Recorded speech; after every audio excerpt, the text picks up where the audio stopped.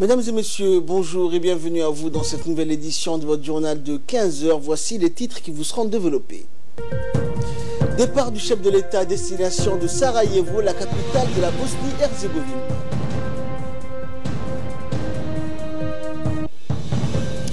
Atelier de renforcement du système national d'air marine protégé.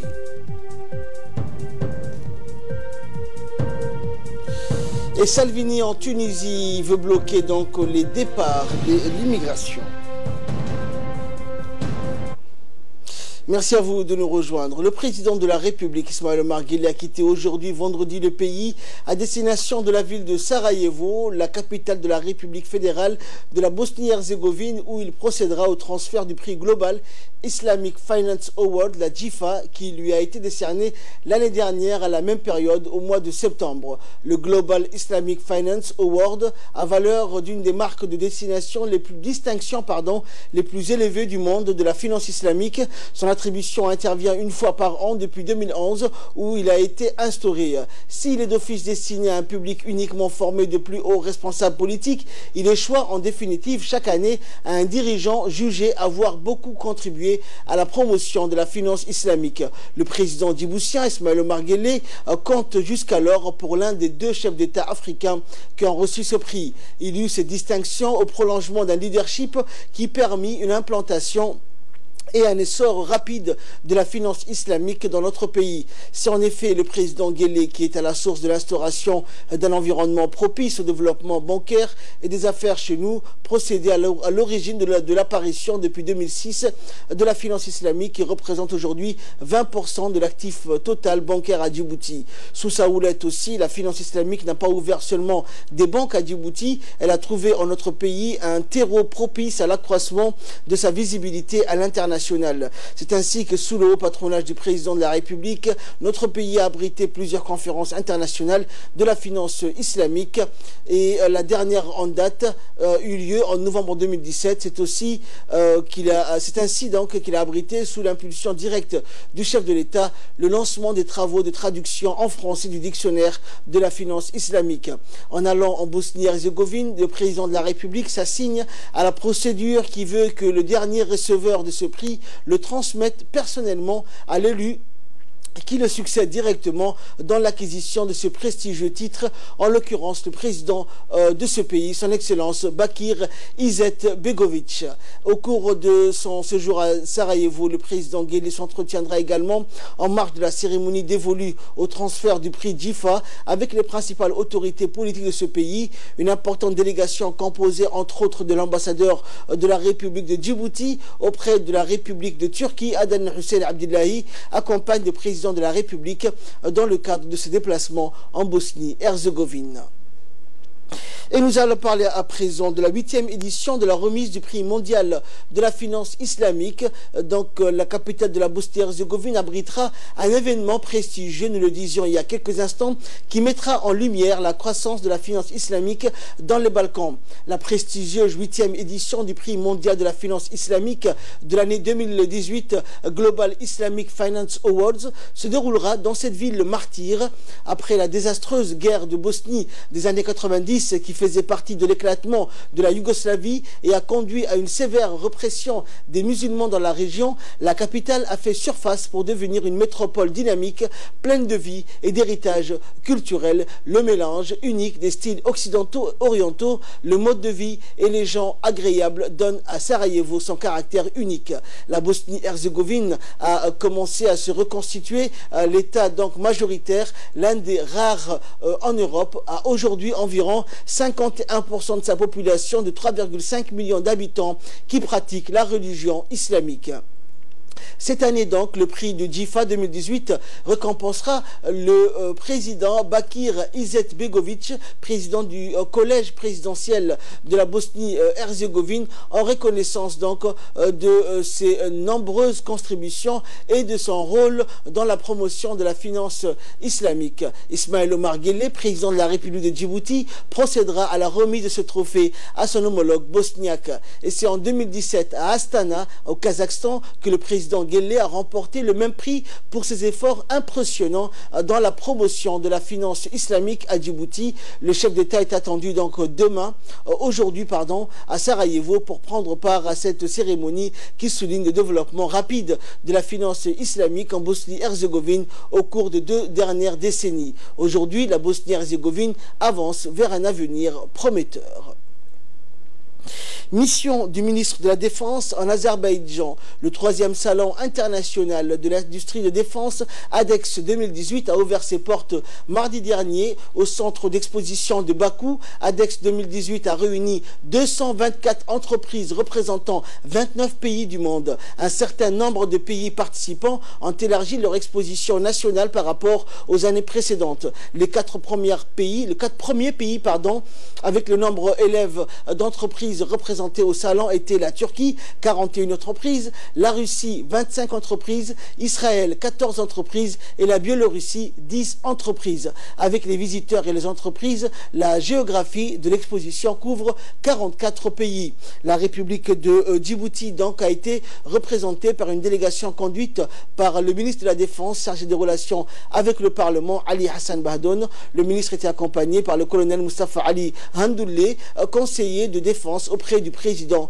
de la République. Un atelier de lancement du projet intitulé « Atténuation des pressions sectorielles sur la biodiversité et côtière et renforcement du système national d'air marine protégée à Djibouti » a ouvert ses portes hier au Palais du Peuple.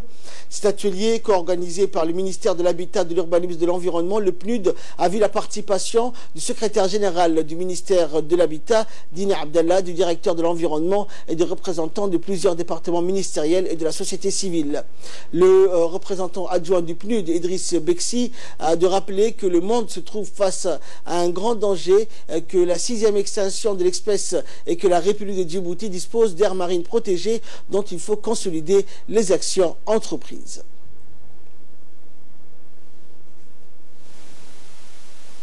Maintenant, nous sommes dans un niveau de 6e extinction. 6e extinction de la biodiversité dans le monde et sur la planète, après les dinosaures. Cette 6e extinction après les dinosaures, la question qui est posée, c'est quelle sera la 7e ou la 8e et comment on sera impacté.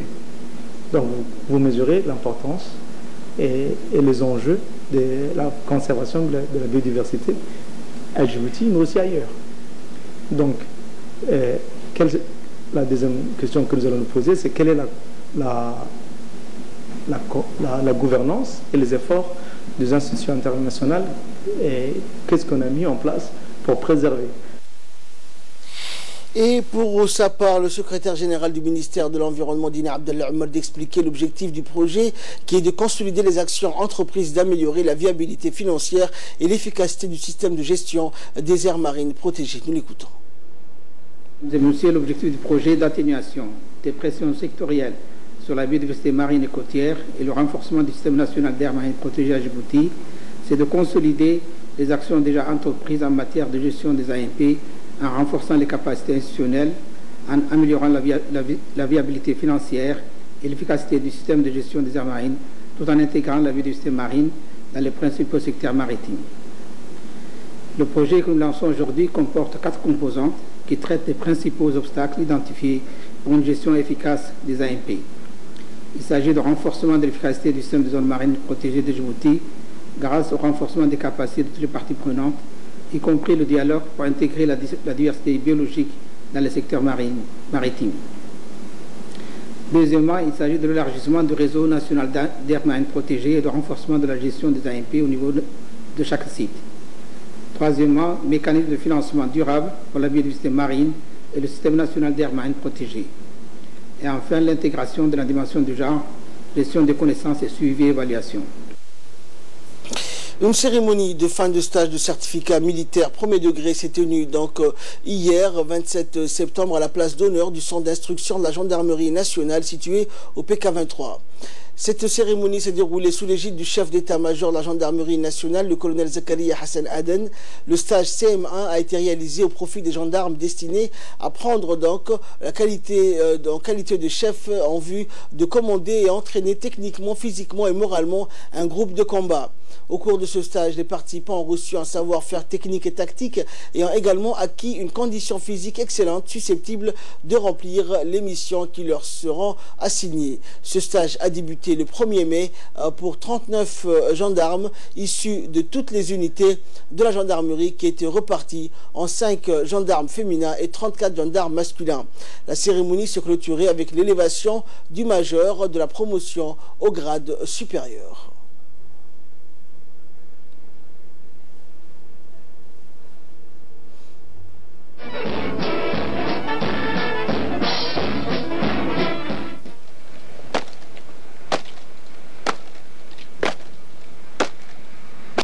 Gauche!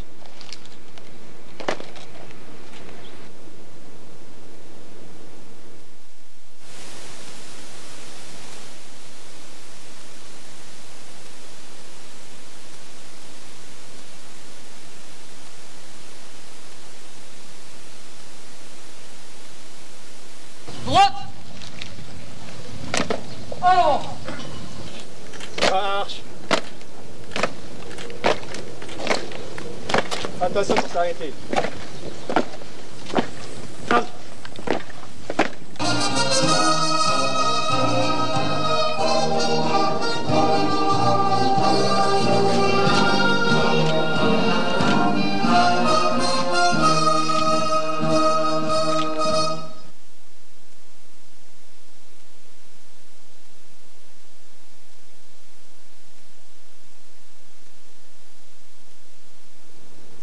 Écoutons pour plus de précision l'intervention du chef d'état-major de la gendarmerie nationale, le colonel Zakaria Hassan Aden.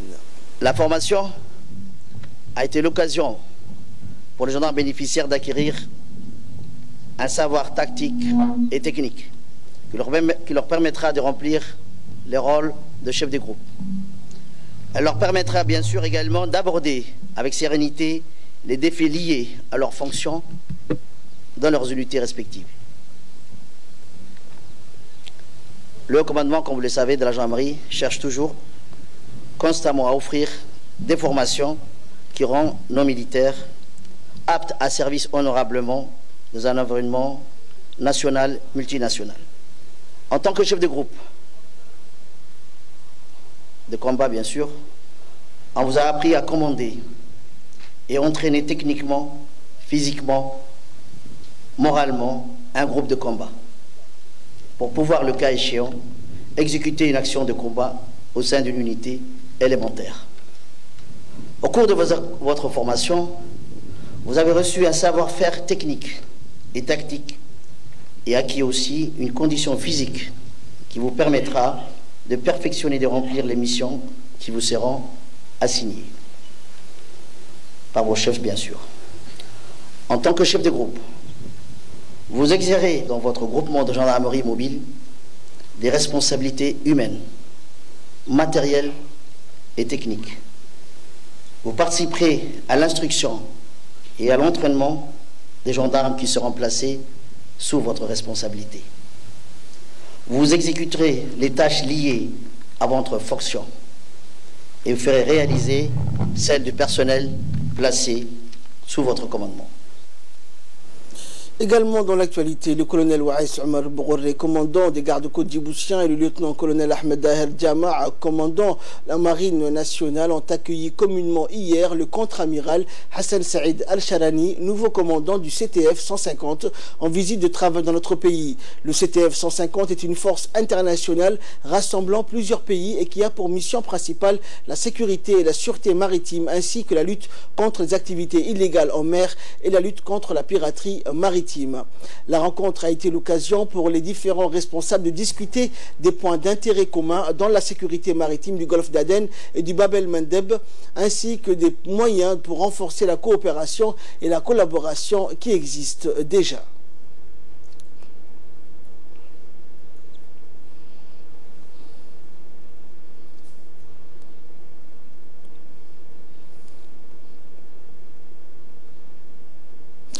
Sport à présent, dans le cadre de l'activité sportive, la Fédération djiboutienne de football a organisé la cérémonie de clôture de la formation d'arbitrage à Djibouti qui a débuté le 24 septembre dernier jusqu'à aujourd'hui au Centre technique national pour les arbitres nationaux de haut niveau par l'expert FIFA Eveil Raphaël, instructeur technique de nationalité camerounaise, et Mohamed Ahmed Gabouni de nationalité djiboutienne hier donc au Centre technique national. Les instructeurs nationaux qui ont participé donc à ce séminaire et l'instructrice physique Hasna Abdallah et Abdoulachid, instructeur technique, ont pris part à cette cérémonie. Suite donc au séminaire qui s'est déroulé durant 4 jours, tous les arbitres participants ont bénéficié d'un certificat de la main de l'expert de la FIFA et du comité directeur de la Fédération djiboutienne de football. Nous avons senti votre désir de réussite de ce cours avec toutes les facilités que vous nous aviez accordées. Évidemment, avant de commencer, nous voulons vous transmettre toutes les salutations du président de la Fédération internationale de football association, j'ai nommé M. Gianni Infantino, et du département de l'arbitrage de la FIFA, qui a mis sur pied ce projet, notamment pour soutenir le développement de l'arbitrage dans les associations de la FIFA. Il est l'heure à présent de retrouver l'appel à la prière de l'As. Nous retrouverons la suite de notre journal juste après ça. Voilà, donc c'était l'appel à la prière de l'As. Nous retrouvons la suite de notre journal. Et dans le dossier de cette édition, nous allons parler des crèches. Elles existent depuis une dizaine d'années et servent à structurer, promouvoir et aider l'enfant dans son développement physique et intellectuel. Regardez, c'est un dossier préparé et commenté par Abdulrahman Mohamed.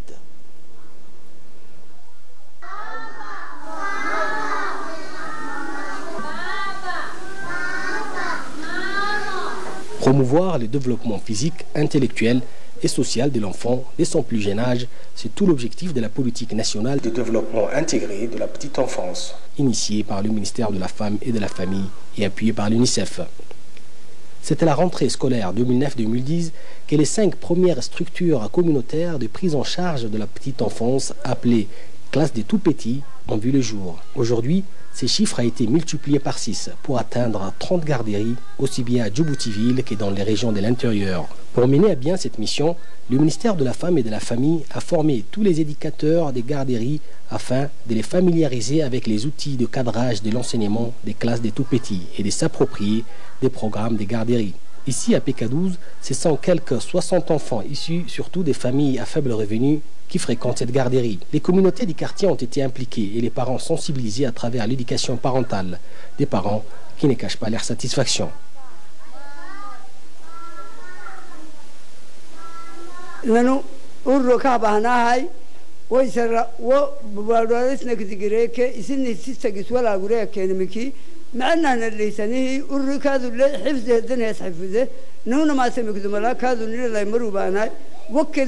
أكلت إمكانك على وكون إنه آمن وكسبنا.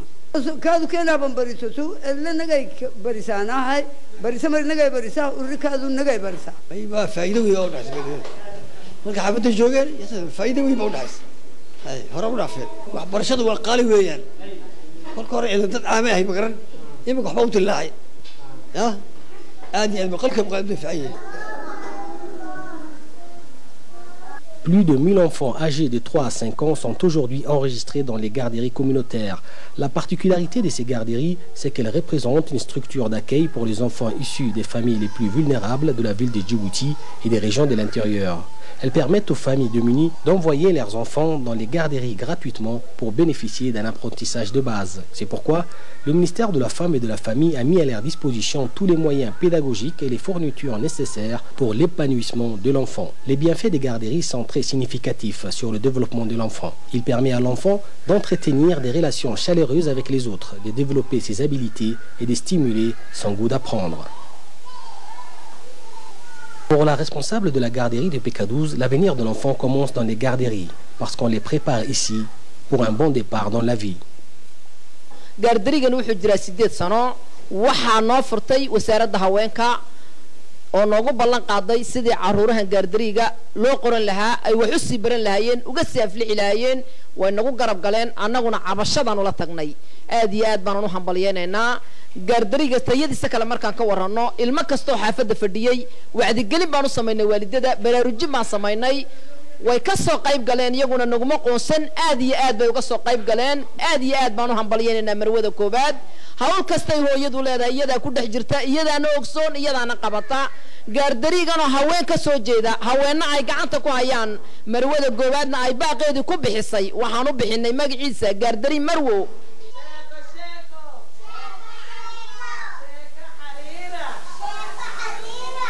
En plus des garderies, le département expérimente actuellement des crèches communautaires. Pour voir de plus près comment se déroule cette phase pilote, nous nous sommes rendus dans l'une des crèches communautaires, au quartier 4. Une assistante maternelle formée à cette fin s'occupe des enfants. Âgés de 2 ou 3 ans, les tout petits semblent déjà rodés à la vie en groupe. On leur apprend l'alphabet, le coloriage, la discipline positive et à écouter les contes. Témoins du succès, les responsables appellent les parents à profiter de cette expérience. waxaan waa 2 ans ila 3 ans meesha ku hayna marka dadku waxaan u sheegaynaa dadweynaha wixii wadanaya wax ubadkii ka reebala ilmuhu haduu sanad yahay ila 2 sanadood wax ka reebala uu deerisiq doonay shaqo tagaya inaan ka reebno intuu daniisa soo dhamaysanayna aan halka ugu hayno.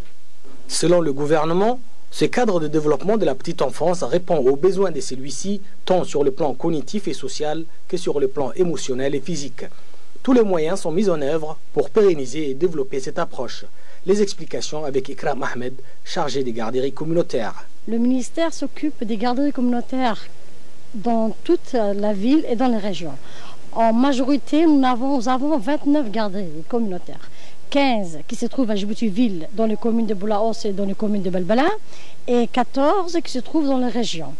Pour les fournitures, nous procurons à tous les éducateurs des fournitures scolaires comme des livres, des cahiers, des stylos, des crayons, tout ce qui peut être fourniture scolaire pour les élèves qui sont dans les garderies. Ce programme s'inscrit dans la protection et la promotion des droits de l'enfant. Le ministère de la Femme et de la Famille travaille ainsi avec tous les départements impliqués dans cette question et notamment le ministère de l'Éducation nationale, car le programme des garderies communautaires est un des éléments prioritaires dans le renforcement de ces droits. Et de là, nous passons donc en nouvelles du monde avec Samatar Saïd. Bonjour Samatar. Bonjour Ahmed, bonjour à vous. Alors nous allons parler immigration. Salvini donc en Tunisie veut bloquer les départs. Effectivement Ahmed, c'est une visite sur le thème de l'immigration clandestine et du trafic d'êtres humains. Matteo Salvini est en Tunisie où il rencontrera le président Beji Hizbi ainsi que son homologue Hichem Fourati. Le ministre italien de l'Intérieur a appelé au rapatriement des Tunisiens arrivés illégalement en Italie et à bloquer l'immigration irrégulière. Cette visite intervient quelques jours seulement après l'adoption par le gouvernement italien d'une série de mesures draconiennes promises par l'extrême droite pour limiter l'immigration clandestine.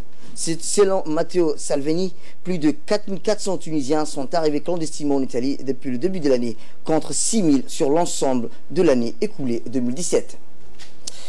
Et nous allons nous rendre au Kenya, où le dopage au Kenya, Samatar, est un phénomène sérieux mais pas institutionnalisé. Eh bien oui Ahmed, pendant des mois, plusieurs organisations de lutte contre le dopage ont réalisé une étude sur le système de dopage des athlètes kenyans. À l'aide des statistiques d'interviews avec des compétiteurs d'élite, des entraîneurs, des professionnels de santé, elles ont levé le voile sur un système de triche unique au monde par ses caractéristiques. Et les résultats ne sont pas très reluisants pour Ahmed, pour le sport kenyan. Le Kenya est l'un des 3 pays où les athlètes sont les plus dopés. Depuis 2015, la nation reine du fond et demi-fond voit son aura ternie par des dizaines de cas de dopage. Le rapport dévoile jeudi assombrit un peu plus le tableau, Ahmed. Et nous allons rester dans le sport où l'Euro donc 2024 est pour l'Allemagne. La Turquie a été de nouveau battue. Effectivement, Ahmed, pour la 4e fois d'affilée, c'est une grosse désillusion pour la Turquie. L'UEFA a finalement préféré choisir l'Allemagne pour accueillir l'Euro 2024. Le pays qui avait organisé la Coupe du Monde en 2006 partait favori. La compétition européenne s'est même déjà déroulée outre-Rhin il y a 30 ans, tout juste avant la réunification de l'Allemagne. Contrairement à la Turquie, l'Allemagne disposait déjà de toutes les infrastructures pour accueillir l'avènement des stades de Bundesliga qui ont retenu par l'instance européenne, rappelons-le, dans l'Alliance Arena de Munich et le stade olympique de Berlin. C'est le 17e championnat d'Europe et des nations réunies de 24 équipes. C'est comme le cas depuis Ahmed 2016 en France. Après sa défaite en demi-finale contre la France lors de l'Euro 2016 et son élimination dès le premier tour du mondial cette année, la Mannschaft aura certainement à cœur de se rattraper à domicile devant ses supporters. Ahmed. Et nous allons enfin parler d'un projet d'attentat qui a été déjoué aux Pays-Bas. Eh bien oui, Ahmed, aux Pays-Bas, l'opération a mobilisé plus de 400 agents des services d'intervention spécialisés et a abouti à l'arrestation, Ahmed, de 7 personnes soupçonnées de planifier une attaque terroriste. Selon les autorités néerlandaises, les suspects âgés de 21 à 34 ans prévoyaient de perpétrer très prochainement un attentat majeur lors d'un grand événement public. À l'aide de ceintures explosives, de Kalachnikov, ils envisageaient aussi de faire exploser une voiture piégée. Les suspects doivent être présentés à un juge d'instruction à Rotterdam ce vendredi, aujourd'hui.